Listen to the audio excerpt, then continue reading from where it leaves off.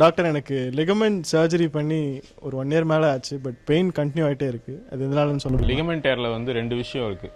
ஒன்று பார்ஷியல் டேர்னு ஒன்று இருக்குது, இன்னொன்று வந்து கம்ப்ளீட் டேர்னு ஒன்று இருக்குது. சொல்லப்போனால் லிகமெண்ட்ஸ் வந்து என்னென்னா அதுக்கு வந்து பிளட் சப்ளைங்கிறது வந்து கிடையாது. இப்படி இருக்க லிகமெண்ட்டில் வந்து ஏதோ ஒரு பார்ஷியல் டேர்னா ஏதோ ஒரு 100%ல் ஒரு 90% டேர் ஆயிடுச்சு, ஒரு 10% மட்டும் டச் ஆகி இருக்குது அப்படின்னா அதை நம்மளால் கண்டிப்பாக சரி பண்ண முடியும். அதே இது கம்ப்ளீட் டேராக இருந்துச்சு அப்படின்னா இப்படி இருக்கிறது இப்படி விட்டுருச்சு அப்படின்னா அதை சரி பண்ணுறதுங்கிறது வந்து கொஞ்சம் சிரமமான விஷயம்.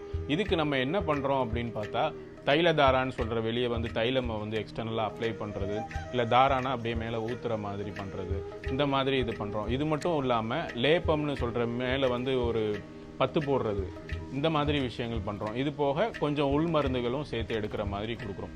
இந்த லிகமெண்ட் டேர் ஆனவங்களுக்கு திருப்பி ஹீல் ஆகிறதுக்கு கொஞ்சம் டைம் எடுக்கும்.